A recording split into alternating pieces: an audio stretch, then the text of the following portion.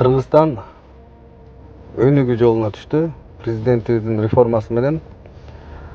Анан ишкер катары кыргыз жаран катары эмне салымыбызды кошобуз деп кече жакында жаңы автовокзалга капсулный хостел орноттук.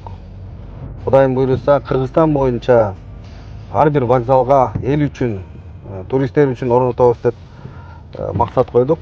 Ошондой эле Кыргызстанга эмне керек деп биз ар дайым өзүбүзгө суроо берчик. Кыргыз маркетплейси керек экен. Себеби дегенде кыргыз ишкерлер дүйнөгө кантип чыгат деген бир бизде суроо жаралган.